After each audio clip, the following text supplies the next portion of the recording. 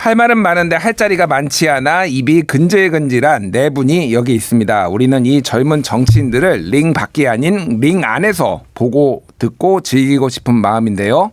강사빈 국민의힘 상근부대변인, 최민석 더불어민주당 대변인, 김영호 개혁신당 전 공관위원, 그리고 양소영 새로운미래 전 책임위원, 이렇게 네 분 모시고 한마디만 더 할게 클럽에 시작하겠습니다. 안녕하세요. 네, 안녕하세요. 예.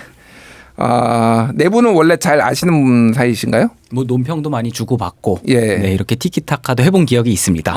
예, 그렇군요. 그 친하신 거죠? 언론에서만 이렇게 유명하신 분들 직접 뵈게 돼가지고 약간 실물 영접한 느낌이라. 아, 그렇군요. 이 어색한 기류는 뭐지? 친해지면 되죠. 예. 한마디만 더 할게가 아니라 조금만 더 친해질게 뭐 이런 클럽으로 바꿔야 되지 않을까. 하지만은 본격적으로 토론이 시작되면은 자신도 모르게 빠져들고 있는 상대방의 주장을 반박하고 있는 모습을 이제 기대하겠습니다. 일단은 짧게 각자 소개해 주시면서 뭐 모르시는 분들도 있을 테니까, 그리고 최근에 어떻게 지내셨는지 좀 뭐 부탁 좀 드릴게요. 먼저 강사빈 대변인부터. 네, 안녕하십니까. 할 말 많은 국민의힘 상근부대변인 강사빈입니다. 저는 지난 총선에 저도 지역구에서 도전장을 내밀고 좀 활동을 열심히 했었는데, 그때 이제 당의 선택을 받지 못하고 이제 당과는 조금 멀어져서 지역에서 창업하고 지금 카페를 운영하고 있습니다. 어디 지역인가요? 저는 원래 활동을 하던 지역이 대구 중구이기 때문에 예. 지금 중구의 중심이죠. 동성로에서 지금 북카페를 하나 창업해서 운영하고 있습니다. 그럼 오늘 혹시 방송 때문에 지금 서울로 올라오신 건가요? 저희 사이다톡까지 총해서 여기 한 3번? 예, 4번인가? 예. 2번, 3번 어쨌거나 나왔었는데 예. 일단 너무 재밌었어요. 그래서 제 입장에서는 대구에서 여기까지 달려올 만한 가치가 있다. 네, 워낙 좋아하는 방송이기도 하고요. 예, 그리고 이제 우리 앵커님이 바뀌시지 않았습니까? 예, 김혜영 앵커가 전에 훌륭하게 하셨죠. 예. 새 앵커님도 한번 뵙고 싶어가지고 왔습니다. 예, 잘생겼나요? 훨씬 잘생기셨습니다. 예, 감사합니다. 억지로 지금 짰습니다. 자, 김영호 전 개혁신당 공관위원. 저희 이제 개혁신당 이제 그 22대 총선이 끝나고 곧바로 이제 전당대회를 해가지고 지난 19일에 전당대회가 좀 있었습니다. 그래서 그 과정에 이제 뭐 전 깊이 관여하지는 않았지만 뭐 허나 지금 대표 지지 선언을 하기도 했고, 뭐 직간접적으로 전당대회를 좀 준비를 하면서 당을 좀 정비하고 있고, 뭐 개인적으로는 계속 변호사업을 하고 있습니다. 변호사시군요. 네네. 예전에 장제원 의원 보좌관 하셨었던. 예, 보좌관하고 국민의힘을 탈당함과 동시에 개혁신당에 있다가. 뭐 개혁신당의 한 3분의 2는 그런 분들이라서 뭐 새삼 쑥스럽게. 네, 뭐 소신 있는 사람들이니까요. 예, 알겠습니다. 네. 예, 우리 양소영 책임위원님. 네, 저는 우선 사실 저도 민주당을 탈당을 해서 이제 새로운 미래에 합류했던 사람 중에 한 명으로서 사실 저는 뭐 할 말이 있겠습니까? 뭐 저희가 신당을 만들었을 때 거대 양당의 적대적 공생 관계를 좀 타파해보고자 신당을 만들었는데, 오히려 그런 국민들의 기대에 부응하지 못하는 모습을 보였고, 저희는 지금 처절하게 반성하고 또 성찰하는 시간을 제 스스로도 이렇게 시간을 보내고 있습니다. 너무 좌절하지 마시고 좋은 일이 있을 겁니다. 그 민주당에서 저희가 그래서 오늘 자리 배치를 전에 전직 있던 당 그 분들끼리 붙여놨어요. 이렇게 좀 친해지시라고. 어색하네요. 예. 자, 최민석 대변인. 예. 네, 안녕하세요. 저 가톨릭 평화방송 에는 또 처음 나오는 것 같은데요. 더불어민주당 대변인 최민석입니다.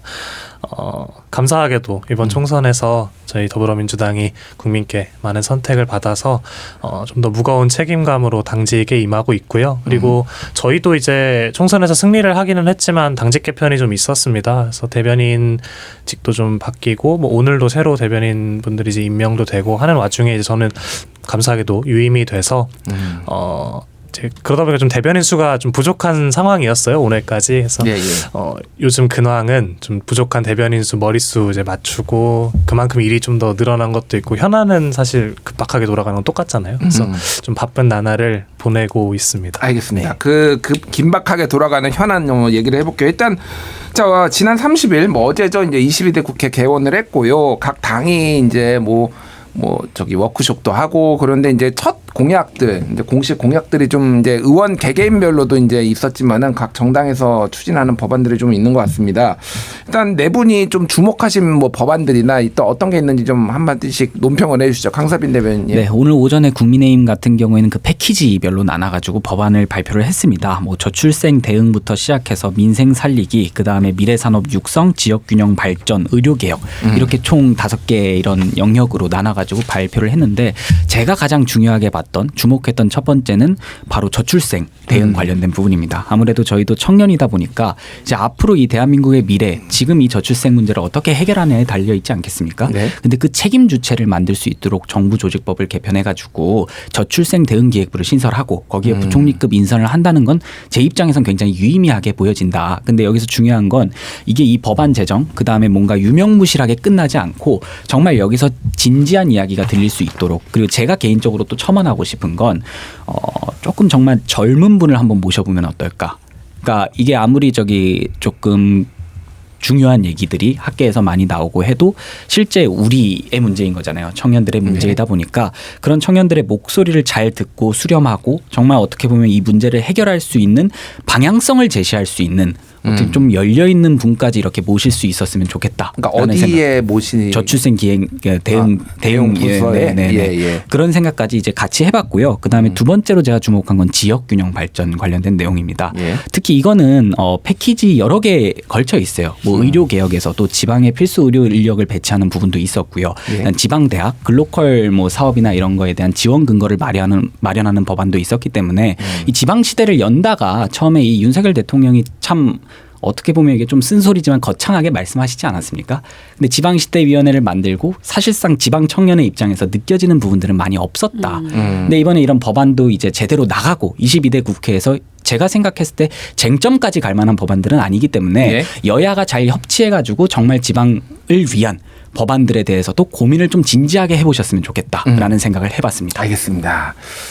그러니까 국민의힘은 일단은 다른 정당하고 다르게 우리는 이 1호 법안은 이제 민생 쪽에 초점을 맞추겠다 이렇게 공언을 해놓고 이제 뭐 그게 이제 나온 것 같아요. 아무래도 민주당 최민석 대변인 네. 얘기를 좀 들어봐야 될 것 같아요. 예. 저희는 이제 잘 아시다시피 보도도 많이 나왔는데요. 민생위기 극복을 위한 특별조치 법안, 그러니까 흔히 얘기하는 민생회복지원금을 예. 지급하는 거죠. 근데 기존에는 저희가 민생회복지원금 25만 원을 모두에게 보편적으로 지급하는 안을 가지고 처음에는 갔다가 25만 원에서 35만 원 선에서 이제 소득 수준에 따라서 차등 지원할 수 있는 안으로 바꿔서 이번에 1호 법안으로 냈습니다. 예. 지급 대상이나 금액 같은 것들은 대통령령으로 결정하도록 저희가 양보를 했는데요. 이 이유는 이제 협치의 측면에서 어쨌든 예산을 집행하고 지급을 해야 되는 주체는 행정부기 때문에 윤석열 대통령의 대통령령으로 행정부 쪽에서 정부에서 결정을 할 수 있는 권한도 담아서 저희가 특별조치 법안을 1호로 냈습니다. 그러니까 처분적 법안, 뭐 법률 뭐 이런 네. 거 말씀하시는 거죠 지금? 그러니까 처분적 법률이 이제 뭐 위헌적인 소지도 있고 그렇게 좀 여러 가지 민생을 살리는 어떤 경제 정책의 일환으로 봤을 때 접근을 저희가 했는데 뭐 위헌적 소지도 있다라는 비판도 있고요. 예. 그리고 또 어쨌든 민생 법안 22대 국회 첫 법안이란 상징성 측면에서도 정부와 이제 거대 야당이 됐으니까 정부와 협치한다는 의미 그런 차원에서도 이제 저희가 대통령령으로 결정할 수 있는 부분들을 넣고 좀 수정을 해서 이제 저희가 법안을 발의를 한 거죠. 예, 알겠습니다. 그러니까 어쨌든 전 국민 25만 원 요거가 가장 눈에 띄었다. 사실 그러니까 이게 지금 저희 1호 법안에 좀 설명한 것도 있는데 사실 지금 전국에서 가장 눈에 띄는 건 아무래도 해병대원 특검법을 저희가 재발의를 한 거죠. 좀 독특한 거 그리고 또 저희 의지가 좀 더 보이는 부분은 이번에 해병대원 특검법을 재발의를 하면서 좀 많이 강화를 하고 보강을 했습니다. 더 예. 꼼꼼해지고 더 강력해졌다라고 말씀을 드릴 수가 있는데요. 대통령이 특검을 임명을 미뤄도 후보 중에 연장자가 자동으로 임명이 되는 조항이 추가가 됐고요. 예. 또 수사외압과 관련된 수사뿐만이 아니라 해병대원 사건의 전반을 특별검사가 담당을 하도록 했습니다. 지금은 경찰, 공수처, 군사법원, 인권이 이렇게 다 찢어져 있어서요. 이거를 하나로 합쳐서 좀 더 효율적으로 수사를 할 수 있게 했고요. 또 항명 혐의로 재판을 지금 군법원에서 받고 있는 박정훈 대령에 대해서 공소 취소 권한도 부여를 했고요. 또 야당이 이번에 늘어나서 비교섭 단체 이제 저희 말고 이제 뭐 새로운 미래나 조국혁신당이나 개혁신당 여기서도 특검을 추천을 할 수 있는 권한도 추가를 해서 저희가 재발의를 했습니다. 알겠습니다. 뭐 두 가지 말씀해 주셨고요. 우리 개혁신당 네. 뭐 최근에 이제 이준석 국회의원께서 이제 1호 법안으로 이제 정치 개혁에 좀 아젠다를 좀 내세웠습니다. 이렇게 뭐 젊은 세대나 경력이 단절된 여성이 정치에 좀 다양하게 좀 참여할 수 있는 통로를 좀 마련하겠다라는 발언을 했는데 아직은 저희 정당이 원내 3인이 있는 300인 중에 3인이 1% 정당이기 때문에 원내 그 소수 정당으로서 조금의 당의 확장세를 조금 염두에 둔 그런 발언인 것 같습니다. 하지만 뭐 개인적으로는 여기 앞서 말씀하신 것처럼 이 양당이 좀 민생에 좀 밀착해서 이렇게 정책을 발표하시는 게 좀 굉장히 좀 부럽기도 합니다. 이게 정부와 이렇게 밀착해서 협력해서 이렇게 예산이나 법안을 이렇게 서로 이렇게 협의를 하면서 이렇게 정책을 발표하는 모습에 굉장히 좀 부럽고 그렇기 때문에 저희 이제 정치 제도나 이 정치 참여에 대한 아젠다는 사실상 좀 오래됐고 조금 식상한 면도 있기 때문에 직접적으로 이 전세 사기의 문제나 뭐 최상병에 대한 문제 그리고 뭐 가상자산의 집값 문제 등에 대해서도 저희 이제 개혁신당에서도 계속해서 아젠다를 지금 발굴하고 있기 때문에 조금만 기다려 주시면 좀 기대할 만한 정책을 보여주실 수 있을 것 같다고 말씀드리겠습니다. 알겠습니다. 네. 그러니까 제가 이거를 한 거는 꼭 본인 정당의 법안을 얘기하라고 한 건 아니에요. 그냥 눈에 띄는 거예요. 그런데 아주 자연스럽게 이제 본인 정당 거를 이제 말씀하셨는데 1% 정당과 0.3% 정당이 이제 나왔는데 새로운 미래 양소영. 네, 저희는 상황이 의원님. 개혁신당보다 더 열악한 원내 1석 정당으로서 이제 앞서 해병대원 특검법 이야기하셨으니까 저희도 새로운 미래에 관련된 좀 법안을 설명을 드리면 행정수도 이전 관련된 공약이 있습니다. 예. 저희 새로운 미래당의 유일한 의원이신 김종민 의원님께서 세종갑에 이제 출마를 하시면서 공약을 하신 부분이 이제 대통령 집무실 이전 그리고 국회 이전 그리고 세종지방법원 설치 등이 있었는데요. 마찬가지로 세종을의 민주당의 강준현 의원 역시 동일한 공약을 내세웠습니다. 그런 점에서는 이제 민주당과 좀 일치하는 부분이 있어서 흥미롭게 지켜보고 있는데요. 예. 그중 이제 가장 현실적인 법안이 세종법원 설치법인데 21대 국회에서 이게 폐기가 되었고 근데 이제 법사위 소위에서까지는 통과가 되어 있는 상황이에요. 예. 그래서 야당 간의 이제 협치를 통해서 과거에 이제 노무현 대통령이 꾸미셨던 행정수도 이전 이런 문제들을 좀 해결할 수 있는 첫 단추가 될 수 있지 않을까라고 생각을 하면서 지켜보고 있습니다. 그러니까 제가 궁금한 게 그러면 대통령 집무실은 이전하고 네네. 국회는 이전 안 하나요? 국회 이전 그리고 이제 법원 설치법인데 이제 저희가 가장 현실적으로 당장 시행할 수 있는 것이 이제 법원 설치법을 통과시킬 수 있을 것 같다 이렇게 지금 전망은 하고 있습니다. 첨언을 좀 최민석 드렸는데 왜냐면 예. 이게 세종갑이시잖아요. 예. 제가 그 보좌진 생활을 좀 했었는데 예. 홍성국 의원님, 그러니까 세종갑 홍성국 직전에서 의원. 예. 그 상황을 좀 알고 있는데 국회는 2027년으로 옮겨지는 게 이제 확정이 됐습니다. 뭐 물론 위원 여당이 받아야지. 위헌 뭐 이런 네. 그 뭐 수도는 서울로 하는 게 불문 헌법이다 뭐 이런 얘기가 있어서 전부가 가는 건 아니고 상임위별로 나눠서 아마 갈 것 같고요. 본회의는 서울에서 개최된 뭐 그런 형식으로 2027년을 목표로 지금 의사당 부지도 있고요. 네, 지금 다 이루어지고 있습니다. 근데 아쉽게 안 된 게 이제 말씀해주신 대통령 집무실, 제2집무실 설치하는 거랑 법원 설치하는 이런 게 이제 법안 통과가 안 돼서 지금 21대 때는 못했던 상황이고요. 저희 세종갑이 민주당에 되게 큰 의미가 있는 지역구인데 좀 불미스러운 일로 인해서 저희 후보가 공천이 취소가 됐고 뺏겨서 아쉬우신가요, 그러면? 근데 이게 뭐랄까요? 이분이 어떤 정말 명확한 저희 당도 속이고 국민도 속이고 모두를 속였기 때문에 지금 당에서는 이분한테 굉장히 화가 나 있는 상황이고 그러다 보니까 상황이 너무 안 좋다 보니까 뭐 뺏겨서 아쉽다 이런 것보다는 약간 오히려 김종민 의원님 계셔서 다행이다.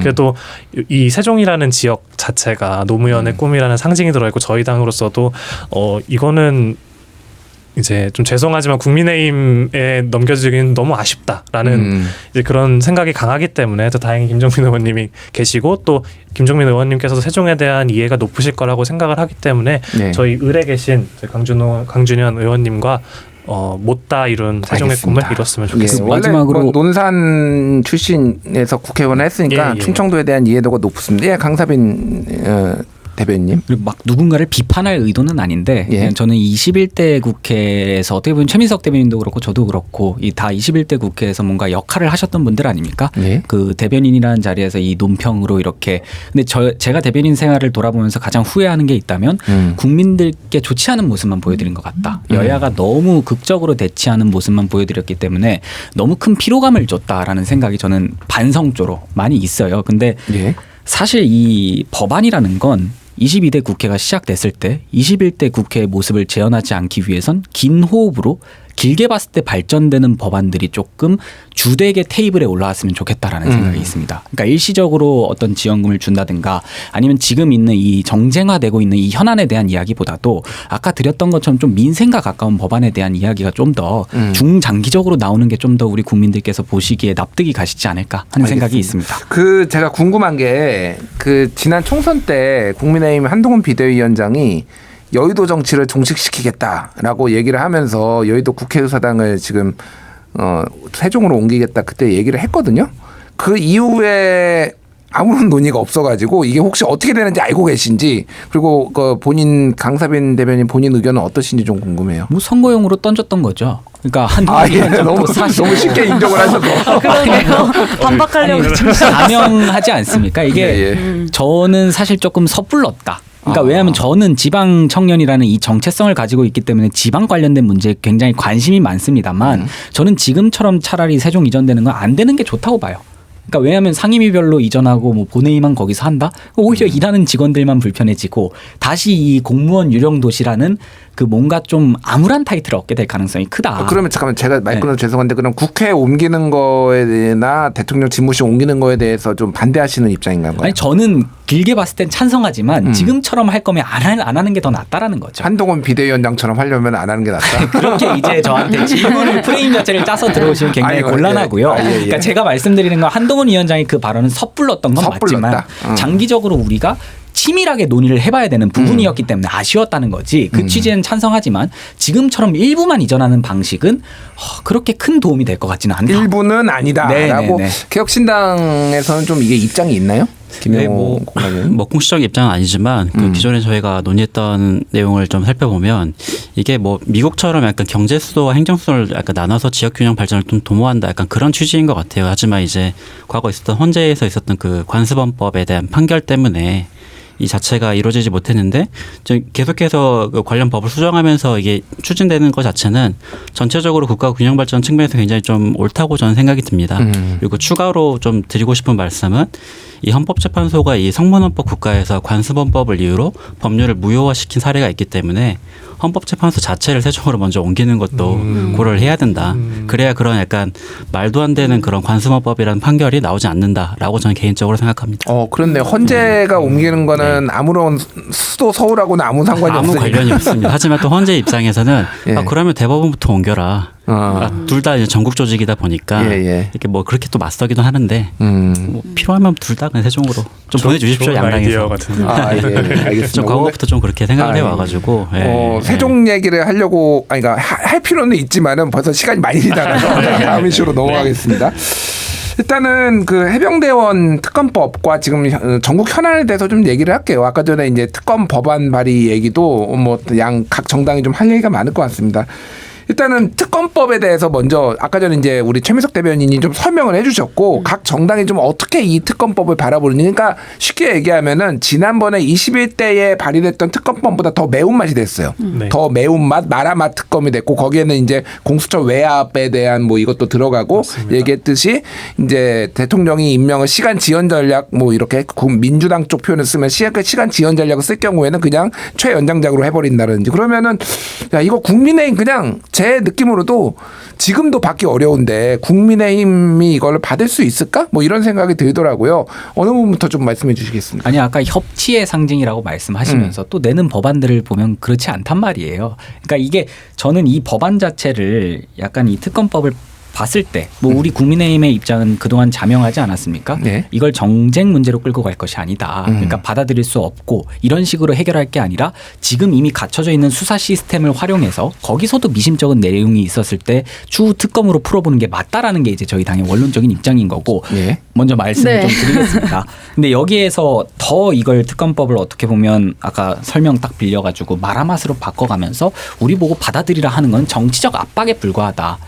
이게 정말 이 진실 규명에 관심이 있는 건지 아니면 민주당의 어떤 정치적인 목적을 가지고 계속해서 추진을 하는 건지에 대해서 먼저 저희는 묻지 않을 수가 없다라는 거죠. 예. 그리고 더불어서 지금 산발적으로 보도들이 굉장히 많이 나오고 있습니다. 이 뭐 문제가 되는 사안들에 대해서. 근데 지금 나오는 보도들에 집중하기보다 그 본질로 들어가서 보는 게 가장 중요하다. 근데 그 본질에 가기에는 이걸 계속 뉴스거리로 만들어서 이슈화시키는 것보다 확실히 진실 규명할 수 있는 수사기관에서 먼저 파악하는 것이 맞다라고 보는 것이고요. 공수처가 먼저 수사하는 게 맞다. 이미 뭐. 수사가 진행 중이지 않습니까? 그러니까 근데 예. 그렇죠. 예. 그러니까 대통령께서 말씀하시기를 공수처 수사가 완료돼서 그래도 미진하면은 내가 먼저 특검을 추진하겠다 이제 그렇게 말씀하셨는데 그거랑 이제 비슷한 입장이신 네, 거죠? 같은 그러니까. 생각입니다. 예, 뭐 어느 분 다른 분 예. 양소영 저는 의원님. 예. 이제 국민의힘에서 저렇게 이제 이야기를 하는 것 자체가 사실 총선이라는 국민의 준엄한 심판을 받고도 정신을 못 차리는 발언이라고밖에 말씀을 드릴 수가 없을 것 같아요. 예. 지금 용산의 국정기조가 전혀 바뀔 조짐이 없잖아요. 그래서 저희가 지금 범야권 대립이 심화될 것으로 저희가 전망이 되는데 더 쉽게 설명을 드리면 지금 최당명 특검법 같은 경우에는 저희가 전망하기로는 국민의힘에서 이탈표가 나올 것이라고 기대를 했는데 실상 그러지 않았잖아요. 저는 이 부분이 총선 직후에 아직은 윤 대통령의 영향력이 당내에서 장악하고 있다. 영향력을 어느 정도 끼치고 있다라는 느낌을 지울 수가 없었어요. 예. 그리고 실은 여당 내 이탈표를 이끌 수 있는 구심점이 나타나지 않고 있다. 저는 근데 이제 그게 한동훈 비대위원장이라고 생각을 하거든요. 그러니까 그게 무슨 말이냐면 그러니까 앞으로 전당대회에 한동훈 비대위원장이 출마해서 당대표가 되면 구심점이 될 수 있다. 이런 네, 말씀이신 그쵸. 거죠? 그러니까 그 예. 말이 지금 결국에 22대 국회의원으로 당선된 분들께서 한동훈 비대위원장으로부터 공천권을 받아서 당선이 되신 분들이잖아요. 그렇기 때문에 한동훈 위원장이 차기 전당대회 출마 선언을 하는 시점부터는 한동훈의 구심점으로 이제 당이 정렬이 정비가 될 것 같다라는 생각이 들었고, 그리고 실제로 한동훈 위원장이 이제 차기 대권 후보로 계속 전망이 되고 있잖아요. 예. 그래서 윤석열 대통령의 이 짐을 계속 본인이 짊어지고 갈지에 대한 여부조차 이제 가름이 안 되고 있는 상황 속에서 제가 봤을 때는 한동훈 위원장이라고 하면 본인이 윤석열 대통령의 짐을 짊고 갈 이유가 없다. 그래서 특검법 동참하게 될 구심점이 될 거라고 전망을 하고 예. 오히려 한동훈 비대위원장의 리더십을 테스트해 볼 수 있는 기회다. 이렇게 생각이 아니, 듭니다. 저는 저 정당 소속이 국내임인 줄 알았어요. 한동훈 비대위원장 말씀하셔가지고. 오히려 편해요. 이렇게 나와 예, 있으니까. 잠시만요. 제가 좀 말씀을 드려도 먼저 최민석 될까요? 대변인 예. 하시고 예. 네, 이 사안에 대해서는 확실합니다. 그러니까 왜 특검이 필요하냐라고 하면은 일단 공수처 수사 인원이 절대적으로 부족합니다. 지금 사안이 대통령실이나 저희는 이제 대통령의 세 차례 통화 기록이 나온 시점부터 이건 대통령실 수사 외압 의혹이 아니라 대통령 직접 개입 의혹이다라고 본격적으로 국면이 전환이 됐다라고 보고 있고요. 그렇기 때문에 특검이 필요하죠. 수사 규모나 범위량이 너무 커졌고 또 뭐 일각에서는 뭐 공수처를 만든 게 민주당인데 왜 못 믿냐. 저희는 이 공수처 무용론을 주장하는 게 아니라요. 이 사안은 특검으로 하는 게 더 진상규명에 도움이 되기 때문에 특검을 주장을 하는 겁니다. 그리고 협치 말씀하셨는데요. 저는 이 국민의 생명과 안전 이 침해가 됐고 거기에 대통령이 의혹의 중심이 있는 순간부터 이건 협치의 대상이 아니라고 생각을 합니다. 협치가 아니라 이거는 국민의힘에서 반대를 하더라도 저희가 강하게 밀고 나갈 수밖에 없고 그게 저희한테 주어진 의무라고 생각을 하기 때문에 예. 협치의 영역은 아니라고 생각을 하고요. 굳이 예. 협치가 중요하다고 하다면 개혁신당 찬성하죠. 새로운 미래 찬성하고 조국신당 찬성하고 야당들이 다 협치를 통해서 예. 동의를 하고 있는 특검입니다. 국민의힘 제외한 모든 네. 야당들이 이것도 협치죠. 합치하겠다. 예. 한 당 반대한다고 저희가 못할 이유는 없지 않습니까? 알겠습니다. 일단 김영호 대변인 네. 뭐 위원 먼저 하시고 강사빈 위원 하시죠. 예. 근데 이 특검이라는 게 자체가 본래 취지가 이제 수사기관이 그 외압이나 뭐 고위공직자, 권력자의 영향으로부터 좀 벗어나서 좀 독립적으로 공정한 수사를 하기 위해서 만들어진 제도인데 사실 지금은 이 진상규명이라는 그 본래의 취지가 아니라 약간 정적을 제거하는 수단으로서 약간 특검이 되게 남용된다는 느낌이 굉장히 좀 강합니다. 예. 특히 이제 민주당 같은 경우에는 지난 21대 국회에서 이 검찰이 뭐 권력의 시녀로서 역할을 한다고 하면서 스스로 공수처를 만들어 놓고 검경의 수사권 조정을 하고 다시 이제는 공수처가 수사를 못한다고 특검을 또 발의하고 있는 상황이거든요. 그래서 어떻게 보면 좀 민주당이 좀 표적을 좀 정해놓고 좀 답이 나올 때까지 수사기관을 계속해서 만들고 있다라고도 전 보입니다. 그래서 사실상 이 정당이 수사기관을 만들어서 그 수사 권력을 남용하는 방식은 최소한이어야 되고 이렇게 특검 정국으로 계속 가다 보면 이게 여야가 더 이상 대화가 불가능해지기 때문에 이 민생 이슈나 이렇게 좀 급한 이슈들이 모두 다 묻히게 됩니다. 그래서 더더욱 약간 협치가 어려워질 수밖에 없어서 좀 수사는 수사기관에 우선 맡기고 입법기관 또 입법기관으로서의 역할을 좀 집중하는 게 좀 옳다고 생각합니다. 그러면은 그러니까 정확하게 하면은 지금 그 민주당이 22대 국회에서 발의한 특검법에 대해서는 개혁신당이 반대를 하는 건가요? 아니면은 조금 이제 이게 스탠스를 좀 정확하게 할 필요가 아니요, 있어서 뭐 당이 반대하는 건 전혀 아니고요. 예, 예. 최상병 특검이나 뭐 이런 부분에 저희 전국적으로 약간 나서고 운동을 하고 있고 적극적 찬성을 하고 있지만 현재 지금 수사가 좀 진행 중인 상황에 대해서는 조금 되게 신중하게 좀 접근할 필요가 있다는 말씀을 드리는 겁니다. 이게 정치권이 워낙 이 수사기관을 흔들게 되면 이게 공무원의 입장에서는 이게 흔들리지 않을 공무원이 얼마나 되겠습니까? 예. 그런 부분에서 조금은 수사기관을 좀 믿어주고 좀 결과를 좀 기다리는 것도 좀 방법이지 않을까. 어쨌든 개혁신당 입장에서는 찬성이지만은 김영호 위원께서 보시기에는 좀 신중하게 특검이 좀 좀 신중하게 할 필요 된다. 있고 남용 너무 많은 특검이 남발되는 것이 좀 우려스럽다. 뭐 이 정도로 말씀하신 걸로 이해를 하겠고 강사빈 대변인. 예. 네, 저는 이 문제는 어떻게 보면 자명하다고 보는 게요. 양수영 위원님께서 제 발언 이후에 하신 말씀들의 80%가 정치 이야기였습니다. 그러니까 결국 정치 역학에 의해서 말을 한다라는 건 이 사안 자체가 벌써 정쟁화가 되었다라는 겁니다. 근데 저는 이 어떤 사건의 실체적인 진실을 찾는 데 있어서 가장 중요한 부분이 어떤 정파의 의견도 반영되지 않고 그 사건의 정말 진실만을 좇는 게 굉장히 중요하다라고 생각하거든요. 근데 이미 이런 어떻게 보면 뭐 새로운 미래도 그렇고 민주당도 그렇고 거기에서 벗어난 지는 오래됐다. 그리고 아까 김용우 위원님께서 너무 좋은 말씀 주셨는데 이걸로 인해서 다른 어떤 사안들이 정말 앞으로 다시 진행되기 어려운 사안들이 계속 발생할 것이다. 22대 국회가 그렇게 된다면 그 피해는 오롯이 국민들이 보는 것이고요. 그리고 마지막으로 다시 한번 강조하고 싶은 것은 특검의 애초에 이 어떻게 보면 특검이 생겨난 이유 자체가 이 수사 결과가 미진할 때 아닙니까? 그러니까 네. 이 수사 결과를 먼저 지켜보고 거기서 우리 국민들께서 납득할 수 있는 범위 아닌지를 살펴보는 게 맞다라고 생각합니다. 알겠습니다. 이거 좀 뭐 진전이 나가야 되니까 관련된 얘기인데 제가 좀 추가적으로 질문을 드릴게요.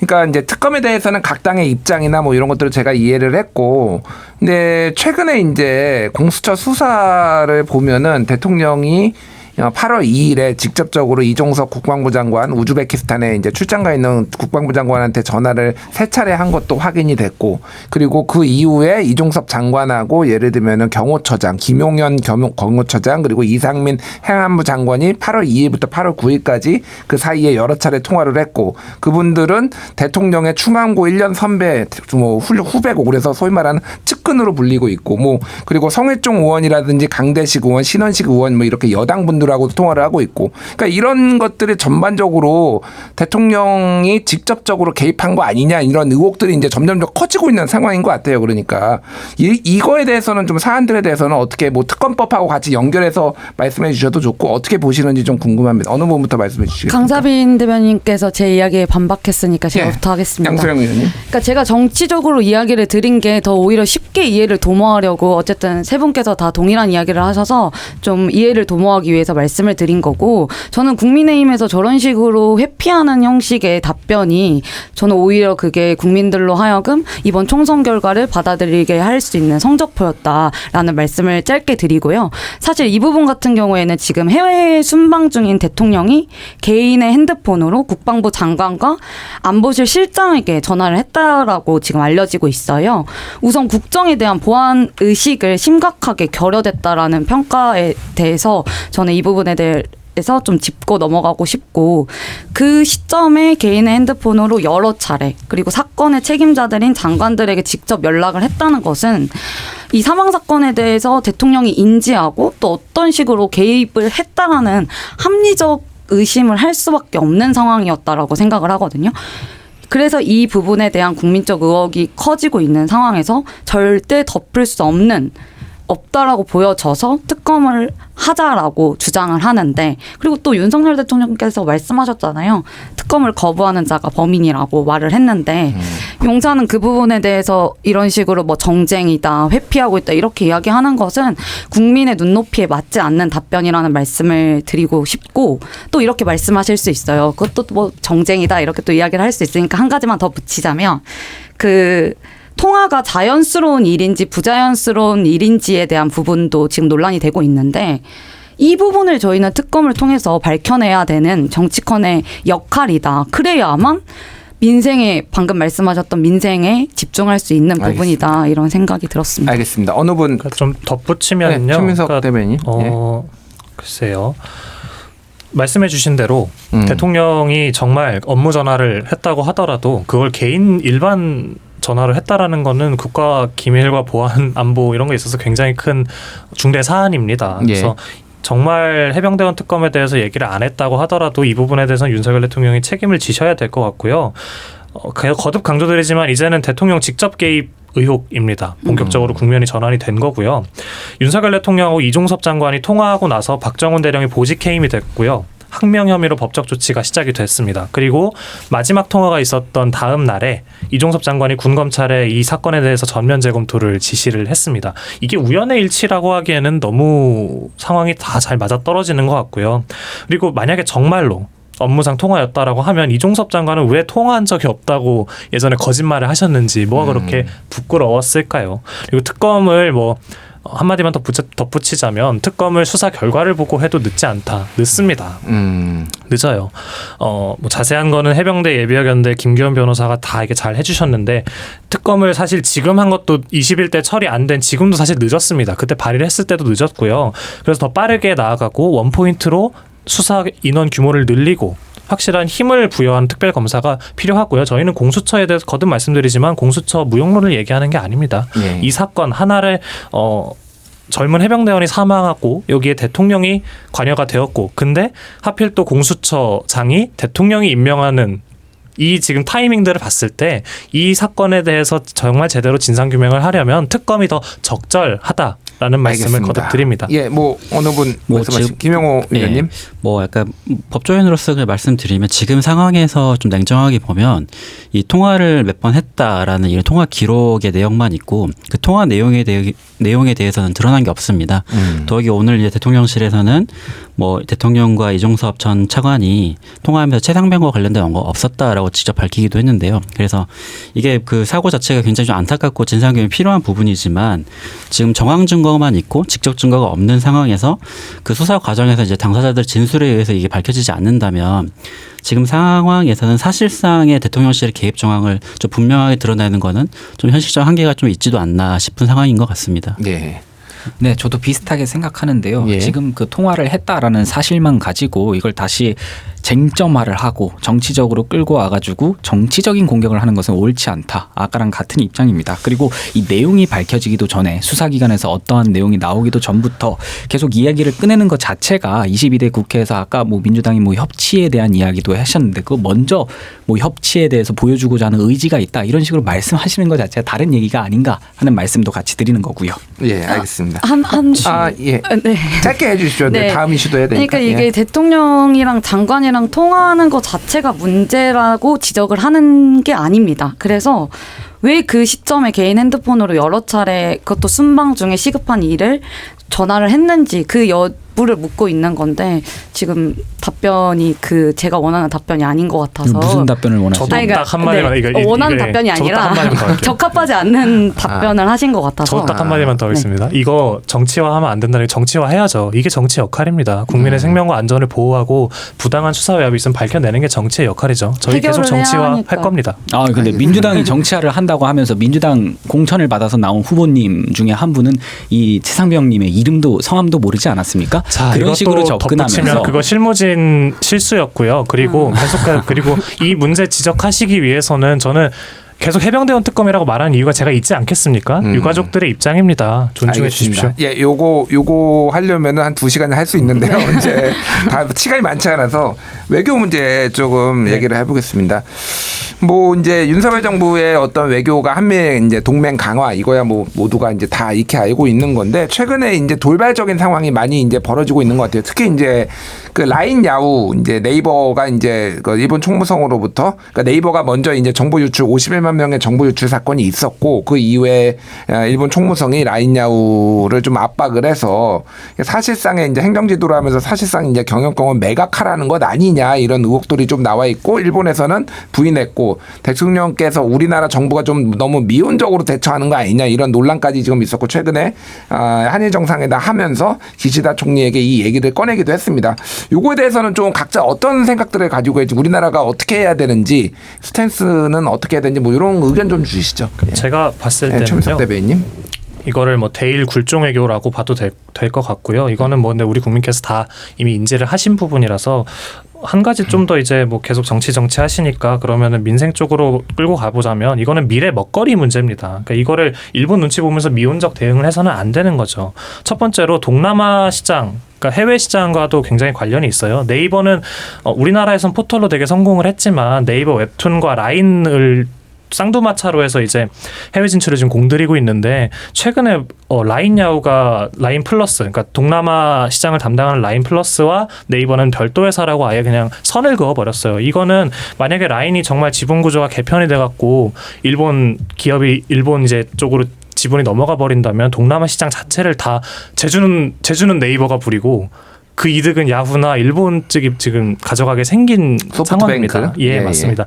그렇기 때문에 해외 진출을 그동안 공들여왔던 걸 그대로 뺏겨버릴 위기고요. 두 번째는 이제 빅데이터가 굉장히 중요한 시대가 다가오지 않습니까? 지금 라인이라는 건 기본적으로 메시지고 거기는 자연어 데이터들이 굉장히 많습니다. 이 라인이 가지고 있는 빅데이터 홀랑 뺏겨버릴 위기고요. 세 번째는 이것도 연장선상인데 라인이 가진 기술력 역시 뺏길 수밖에 없겠고요. 마지막으로 저는 이 부분이 좀 되게 커 보이는데 라인과 웹툰, 그러니까 네이버 웹툰과 라인을 중심으로 해외 진출을 지금 도모를 하고 있다고 말씀을 드렸는데, 그러니까 라인 일본에서 라인이랑 웹툰을 같이 서비스를 하고 있습니다. 그러니까 이 라인을 뺏긴다는 게 단순히 메신저 앱을 뺏기는 게 아니라요. 그 웹툰에 들어가 있는 IP들, 그러니까 저작권, 쉽게 얘기하면 저작권을 이것도 다 같이 이제 뺏겨버릴 수 있다는 거예요. 지금 저희가 K컬처 했는데 이거를 홀랑 다 날려버리게 생긴 위기입니다. 그래서 정부가 이거를 뭐 또 정쟁이다 반복하지 말고 일본한테 확실히 얘기를 해야죠. 더 강한 어조로 그럼요. 이런 식으로 압박하지 말라라고 좀 맞습니다. 정부가 얘기를 해야 된다라고 정상회담 때 그렇게 했어야 됩니다. 그때 좀 아쉬웠다 말씀하셨고요. 뭐 어느 분 말씀하시겠습니까? 김영호 말씀하신 것처럼 당연히 이제 국내 기업이 그 외국 정부에 의해서 약간 간접적으로라도 이게 뭐 정치적 외교적 압박으로서 아까 지분 매각을 요구를 당한다면 우리나라 정부가 당연히 나서서 우리 국내 기업을 보호하는 건 당연한데 지금 윤석열 대통령 역시 그 행정지도의 의미 자체가 지분 매각을 요구하는 건 아니라고 이해를 하고 기시다 총리 역시 그런 사안이 아니고 보안 유출 사건에 대해서 보안 가버넌스를 재검토하라는 지시라고 명시적으로 밝혔기 때문에 이 양국 그 정상이 말한 그 언어 그대로 해석을 해서 아직까지는 이게 무슨 시장의 영역에 있는 지분 매각을 정부가 압박하고 있는 사안이라고는 볼 수는 없고 이 정부의 대응이 좀 미진한 부분도 있을 수 있겠지만 그것보다는 본질적으로 이 사태 자체는 좀 시장의 영역에 있는 부분이다라고 저는 생각이 들고 정치의 개입은 최소화가 돼야 되고 외국 정부의 개입이 있다면 거기에 대해서는 정부가 그에 맞서서 이렇게 대응을 해나가면 되는 문제다라고 저는 생각이 듭니다. 제가 그러니까 여쭤보고 싶은 거는 그러면은 지금까지 정부의 스탠스와 그리고 지난번에 대통령이 기시다 총리 만났을 만나서 했던 그 정도 발언 수위가 적절하다고 그럼 김용호 근데 지금 보시나요? 저에게 이제 공개된 정보를 이렇게 종합해서 보면 이게 공식적으로 일본 정부가 네이버에게 지분을 매각해라라고 요구한다고는 해석할 수가 없고 예. 그걸 약간 공식적으로 유권 해석을 또 해주지 않았습니까? 그렇기 때문에 이걸 넘겨집어서 이렇게 여론몰이를 할 수는 없다는 알겠습니다. 거죠. 예. 저도 좀- 강사빈 대변인. 예. 일단 기본적으로 비슷한 생각을 가지고 있고요. 조금 더 첨언을 하고 싶은 게 있다면 일단 먼저 밝혀두자면 우리 당은 이 부분에 대해서도 기민하게 대응하고 있다라는 말씀을 드리고요.